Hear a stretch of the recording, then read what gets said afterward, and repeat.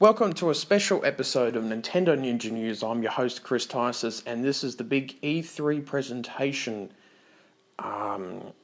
review of how Nintendo went at E3 and all the games that it reviewed. And the first game off the cab of the rank is Star Fox Zero. That is the official name that's been revealed for the Wii U, and the game looks really good. As we saw last time at E3 in 2014, the game was in very, very early stages, and it didn't look very good. This time it's been updated massively. There's lots of things to shoot down. Your air wing can now be transformed into a little fighter, a little sort of transformer sort of machine that goes on the ground and fighting everyone and shooting down all sorts of tanks and vehicles and aircraft from the sky.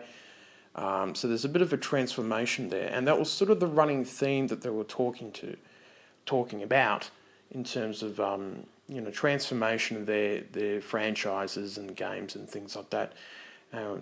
You'll see that in some of the games that we'll talk about. So I think this was pretty much the best looking game that they showed off in terms of the excitement for E3, which was a little disappointing. Just looking at the Treehouse presentations that I saw for the first 10 or 15 minutes after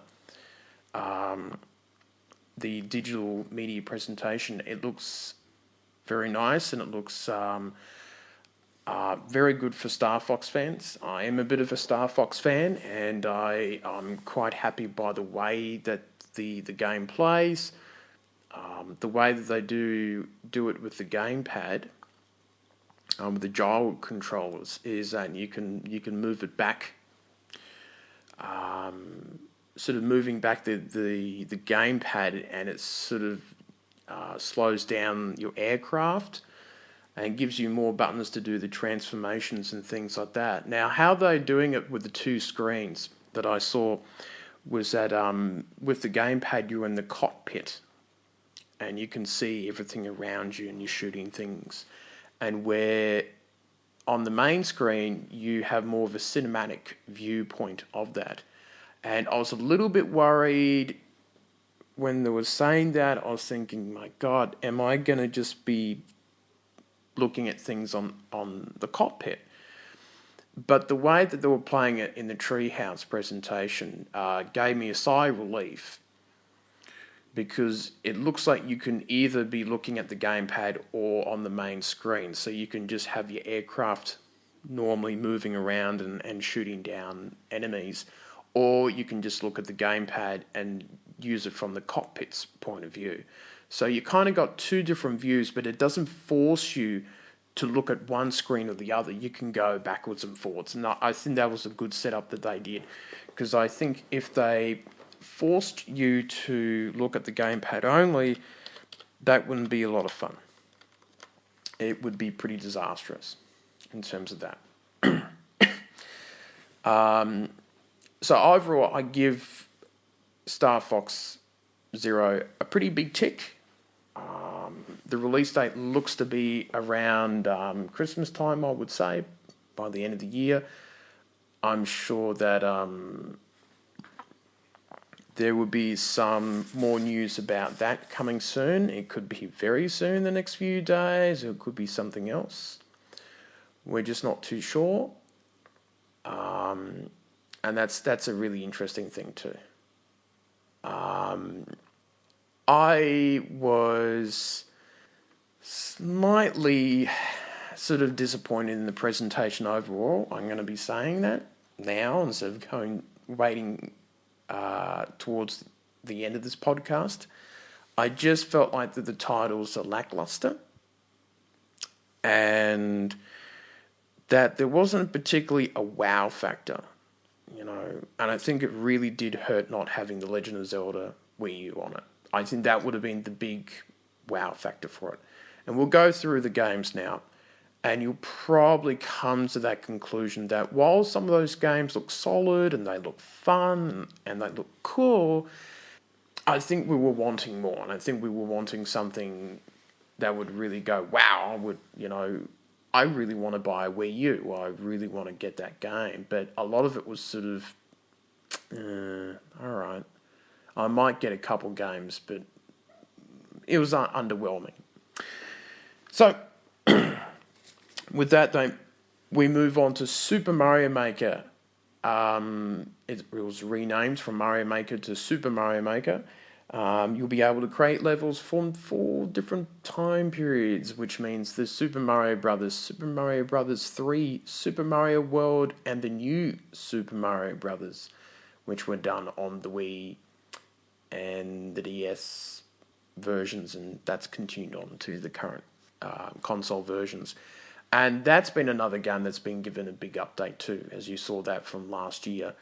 Looked very plain, very early stages. Now it looks like you can do all sorts of crazy things to create Mario levels, and that I would suggest that the game will be out towards the end of this year.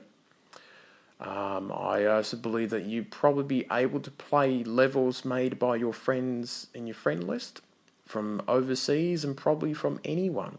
So I think that's going to be the fun challenge is exchanging and you playing different Mario levels that people will send you or make up for their friends.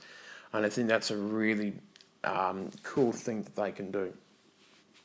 And they had a big talk about Super Mario Maker towards the end of the video, and they've had this website where you can do your own sort of funny video of the Mario music, and that you could send in to this website. And yeah, well, it didn't really have anything to do with the video games, so that was a little disappointing. So, but I think that they're 2 big ticks in terms of games that you should be getting on the Wii U.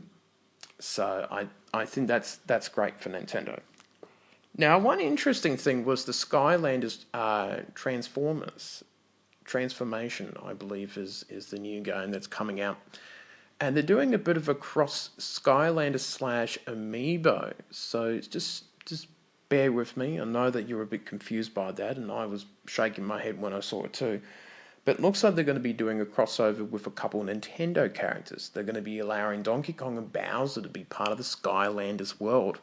And there will be Skylander type figurines, one which has Bowser and another one that has Donkey Kong. But there's a little sort of switch.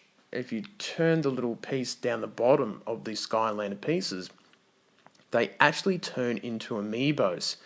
So I'm thinking that there's some sort of 2 NFC chips in there where it changes it and it turns it into the amiibo, which means that you'll probably be able to use that Bowser one in something like Smash Brothers or something like that. I'm not too sure about that.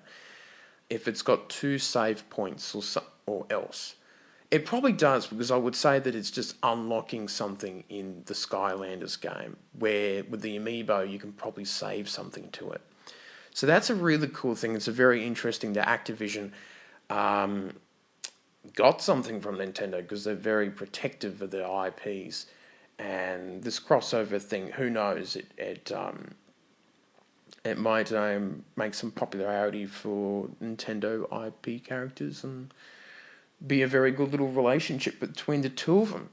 So I think that is something that is very cool for that. Moving on to the next game, and this was an interesting surprise. It is called The Legend of Zelda Triforce Heroes, and it's pretty much a sequel to Four Swords, which was released on the Game Boy Advance. So it looks like it's a 3-player mode with 3 different links, and you can also play it as a single play for those who are worried. It is for the 3DS that will be released, and it will release in the fall, which is autumn to them. So I'm saying that we'll get it in the next 3 to 6 months, this new game. And it looked really cool. It looked pretty interesting, different puzzles and that, and it has a very much of a fashion sense.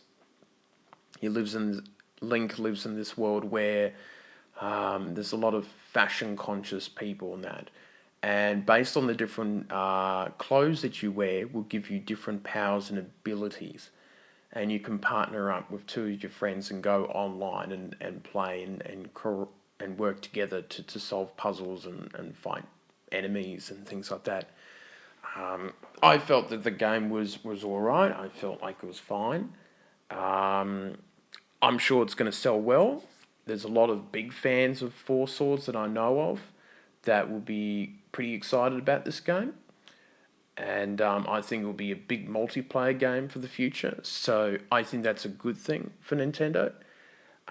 So Triforce Heroes will be out in the fall of 2015 now. I'm trying to work out what that means in terms of Australia, because we're in winter and they should be in summer. So next 3 months, that would be September, October, November. So it'll be around that time where we probably see a release point there.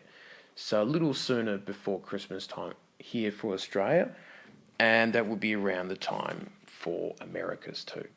So that was cool to see about The Legend of Zelda. And talking about Zelda, they did talk about Hyrule Warriors Legends, which is probably the American name for what we talked about in the last podcast as part of the E3 leaks.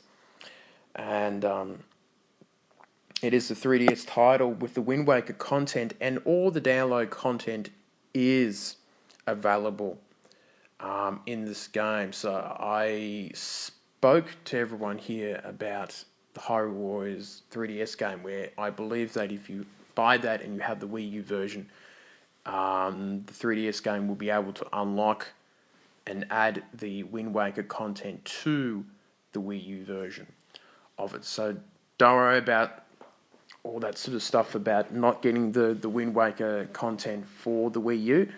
But you do have to get the 3DS version. I'm not too sure if you can just buy the Wind Waker content just for the Wii U and skip the 3DS version.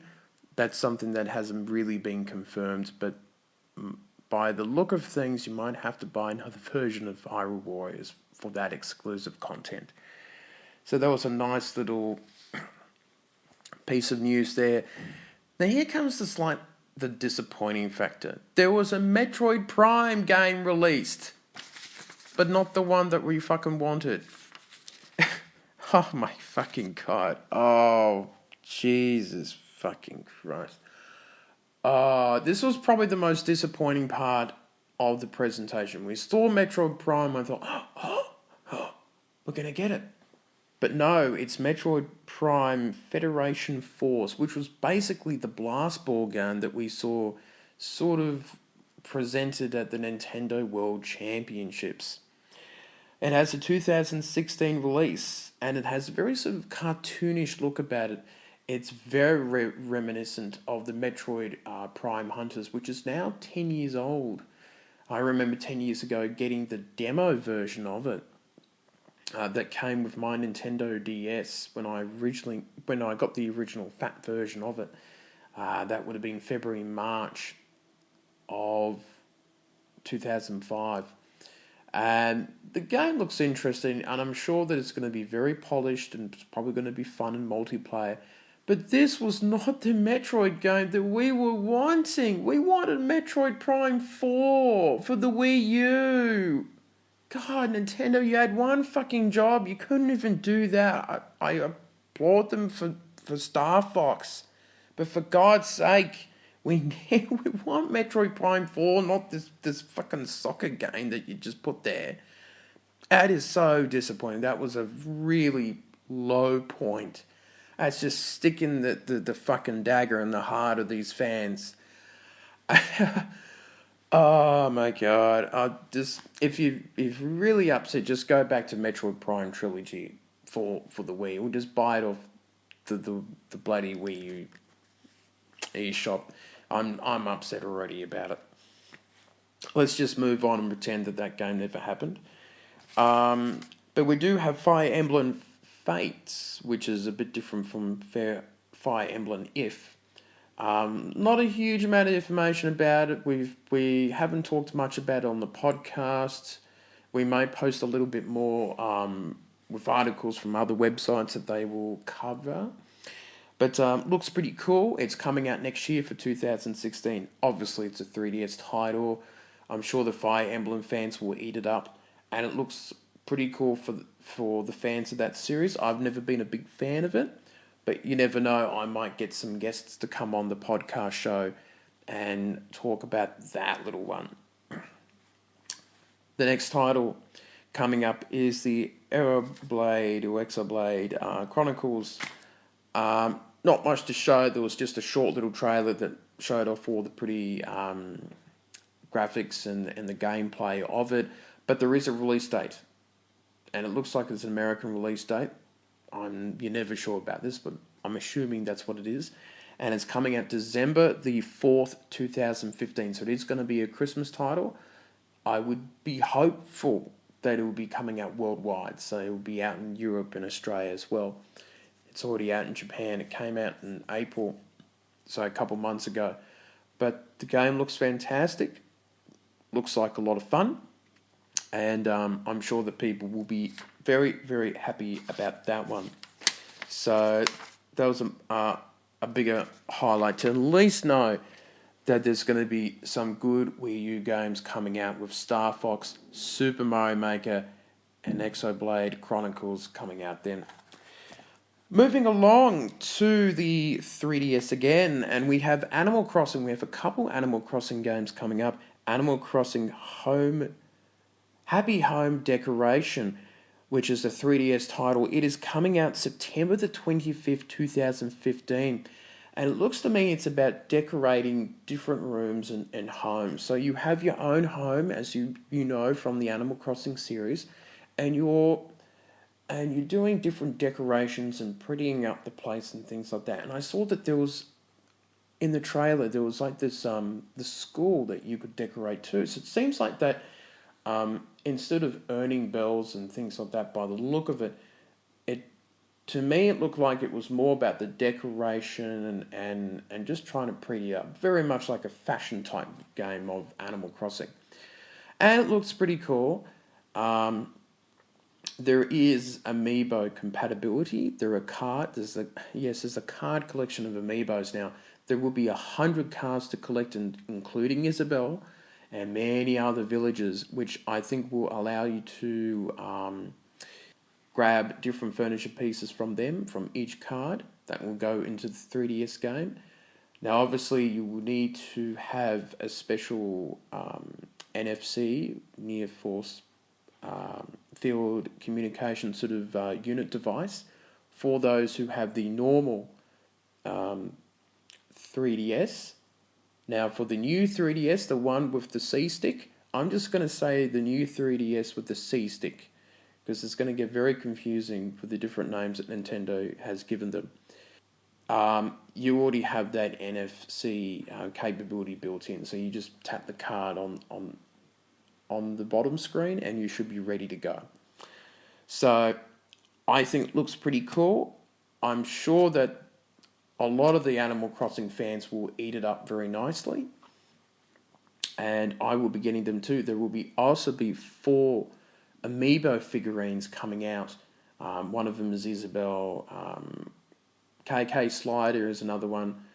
The 2 others I can't remember because it's 3:30 in the morning and I'm a bit tired, but we will be posting some different articles from different websites that will give you those particular news updates. And we may do some in-depth sort of discussions about certain games in future podcasts when more information is available. Now, the other Animal Crossing game that we saw was Animal Crossing Festival. And to be honest, this looked like a Mario Party clone. This looked like a straight clone out of Mario Party where you can use the amiibos from Animal Crossing series. And it is coming out December 2015. To be honest, it looks very Mario Party-like. It looks pretty cool. It would be something to play with your friends, and that is a Wii U title. So it's going to be interesting to see what the the sort of the games and stuff will be like. Not a huge amount of information about it, but of course we will update you in future podcasts and news via the fan page that we have on Facebook. So the next announcement that we saw was Yoki Watch. I'm hoping to God that the pronunciation of that word is correct.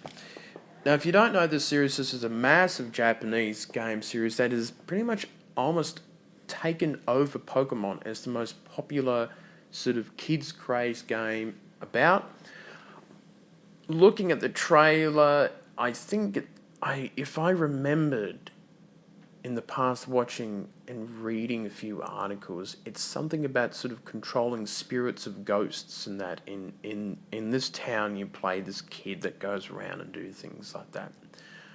And it's a little Pokemonish, even if that's a word or not. And it is coming out holiday time in 2015, so that probably suggests probably a November release date to December. They haven't probably nailed down the release date, but it has taken literally 3 years for this game to come out. So it's been a long wait for a lot of fans of the game that's probably been playing the Japanese version. This thing has sold 2 or 3 million for each version of the game, so it's quite big. And if it can repeat it in the US, it could be the next Pokemon craze. I know that they're working on the anime show and full merchandise for this game. So Nintendo and Level 5 are going in all guns blazing for this title. And I'm hoping that this could be a game that could be a big system seller for the 3DS in the West. So I'm hoping that that can happen. Because apart from a couple Legend of Zelda titles and looking through my notes, that doesn't seem to be something that's really heavy hitting in terms of the 3DS for the rest of this year. So that's a little disappointing and probably expected for a handheld console which is in its 5th year. There was no content or information about games that are specifically made for the new 3DS. We know that Exoblade, the original Wii port, was done for the new 3DS only. So we don't know on that front. But we're hoping that this game can do really well for the 3DS in the future. The next game is Mario and Luigi Paper Jam. Now, this game was probably one of the more interesting games. It's a mashup of 2 different worlds. A normal sort of Mario role-playing game and the Paper Mario series that a lot of people have come to know and love. So you're kind of controlling 2 Marios. You have the normal looking Mario and you have the Paper Mario. And you're going around, around the Mushroom Kingdom to save it from some sort of doom or from Bowser. Obviously, the storyline never changes. And it will be available on the 3DS. I could not recall if there was a release date or not. I think they just announced it and showed off a very nice trailer, which we will post on the fan page. And it looked pretty interesting. The concept looked cool. I will probably have to watch the trailer a couple more times to get more of the gist of it. There might be some gameplay shown at the Treehouse presentations over the next couple of days. So that's something that we can have a look at too, which is very cool. So that's a title to definitely keep your eye on. I'm intrigued by it. So I'd like to see a little more about it because I have played a couple Paper Mario games and they're pretty fun. I know that there's a lot of fans of them too. The last title that they showed off, which I was secretly hoping it was Zelda, but I knew it was 99% chance that was not going to happen. But it was Mario Tennis Ultra Smash for the Wii U. Now, Mario Tennis did come out for the 3DS a while ago. It was sort of mixed reviews about it. Some liked it, some thought that the mechanics were a bit too non-tennis. But by the look of it, it looks like your tennis players can grow big, like Mega Mario, Mega Peach, and Mega Donkey Kong, which I'm not too sure how that works into the generics and the gameplay of tennis. But interesting to see that they are releasing a tennis game for it. Not much was shown, to be honest. It looked like a bit of a copy and paste from previous Mario title games, from the GameCube and the Wii and the N64. I'm sure that they'll put a little bit of a twist on it. I'm guessing that the Ultra Smash has got to do with them growing big and hitting the ball even quicker. Yeah, I mean, I'm a big tennis fan myself. You know, one of my favourite Wii titles was Grand Slam Tennis by EA Sports. But I'm just not too sure about this title. It looks very lackluster for this one, so that was disappointing to hear. And and that was generally the whole digital event presentation. And they showed off some interesting titles, and Star Fox was big, and Super Mario Maker. But I think the general mood at the end of the presentation was, yeah, there were some fun games there. Yeah, I might buy a couple. But overall, it was underwhelming. It was very underwhelming. And there was quite a few meh moments. There was a lot of filler too, little funny sketches during the digital event.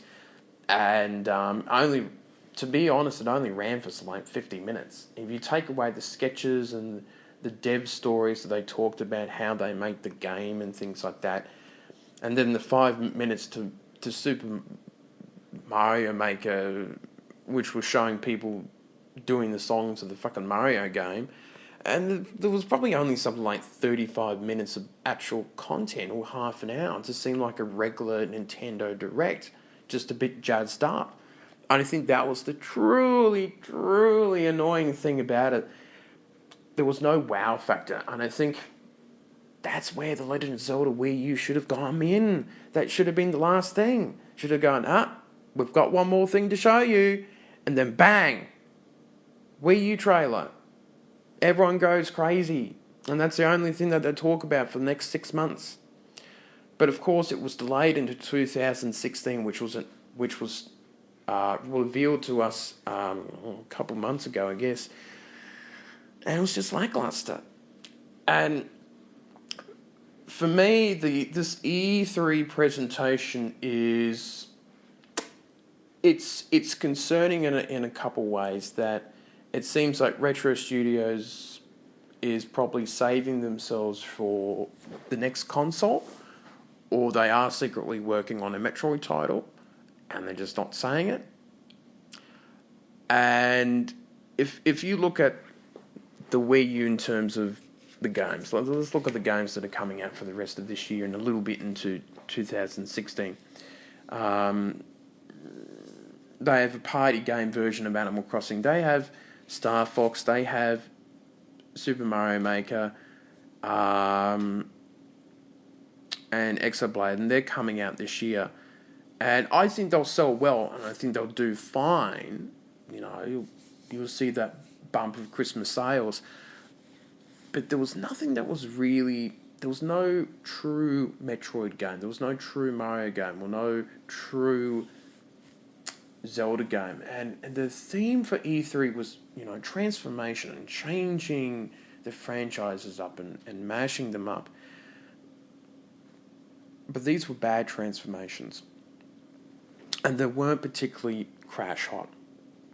Even looking at games like the Triforce Heroes for Legend of Zelda, you would have thought I would be interested in it because I'm a big Zelda fan. I just kind of went, eh. And that was the thing about it. It was just lackluster. And I feel that after this Christmas, and after those sort of 3 or 4 good Wii U games come out, the only one to look forward to now is Zelda for the Wii U. And then that's it. That's the end of the console's lifespan in games. For the 3DS, it's probably a little more concerning. Now, they're throwing out so many Zelda games on 3DS, it's not funny. You've got Ocarina of Time, you've got Majora's Mask, you have Link Between Worlds. Now you have Hyrule Warriors coming out for it, and the Triforce Heroes. So you're going to have 5 Legend of Zelda titles for it, which is quite a lot for them. Now, if you push that aside, you have a new Fire Emblem game, you have a new Animal Crossing game, you have the Mario and Luigi Paper Jam, which is 3DS, and apart from those, and some of them will sell well, like I believe that Fire Emblem will do well, Triforce Heroes will do well, Animal Crossing will probably sell a lot because of the trading cards, amiibos, and things like that. I think people really get into it, and that would be cool for Street Pass groups and things like that. You know, trading cards and amiibos and all that sort of thing. Or the collectible addicts like myself and others will get into that. But I think that's the other concern about the 3DS, is that there's no real killer games that seems to be left anymore. And I have left out Yoki Watch, which I feel like that could be the jewel in the crown, the big game that they'll be trying to promote because of how huge and phenomenal it's been in Japan, that it could be the game to watch. The game to watch, I just made a pun joke there. But you get what I mean. That at the end of the month, that, not the end of the month, the end of the year, that the game is finally coming out. The translation is done. The game is probably nearly complete now. And the rest of the world will finally get to see what this game is like and why it's been such a craze in Japan. So putting everything aside and looking at the games that's both come out for each console, there are some legitimate concerns about, can Nintendo carry these consoles for another couple of years? I think they can, but they've got to market these pretty well. They're not true blue games. You know, I think people wanted, at the end of that presentation, they just thought, you know, where the fuck is my Metroid game? Where the hell is F-Zero? You've been teasing the fuck out of it, and Mario Kart. And then The Legend of Zelda Wii U gets delayed at the end of the year. Oh, for next year, that's probably going to be Christmas time 2016, where the Wii U's literally on its last legs and gathering dust. So, you know, I think that's my concern. My frustration is that Nintendo had a really good chance of putting out good games and really rewarding Wii U owners with a bit of a throw to the past. Doing an F-Zero game or Metroid or, you know, Legend of Zelda Wii U not delayed, and really told them, instead of going, look, you know, we know that this console hasn't done well and we haven't done that great with the marketing and the games and that, but we're going to give you some of the games that we know that you'll buy and that you'll love. And it's about keeping those current customers happy, those current consumers. So, and we get like a soccer version of fucking Metroid. Oh my god. This is by far the longest podcast I've ever done, and I think this is probably the most frustrated I've been with Nintendo with this presentation. Don't get me wrong, there's some really cool games there. Star Fox is amazing, Mario Maker was amazing. I'm looking forward to Animal Crossing. Yoki Watch looks cool.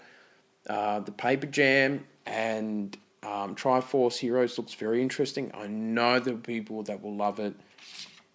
Exoblade Chronicles looks great. Fire Emblem, people will go crazy over it.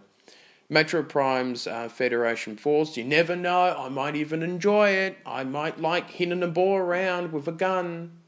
Who knows? It might actually get me into soccer or football. I know people get angry when you call football soccer, but you know, who cares?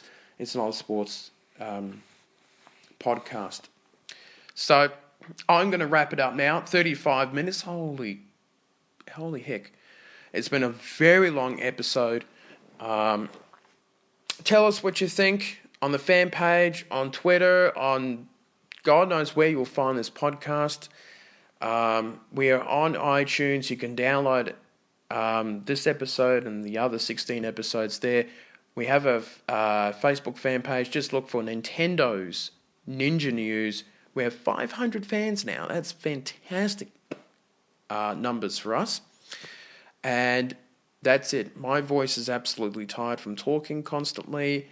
In a nutshell, I was pretty underwhelmed by the presentation. But not all the faith is gone. I have interest in a few games here and there. And there will be more news about these games as the year rolls on. And possibly, I'm hoping that some sort of secret game reveal is revealed in the next day or two. Because E3 is not technically over. And the Treehouse presentation. But God's sake, give us something that we really want. Not these fake versions of Metroid and you know,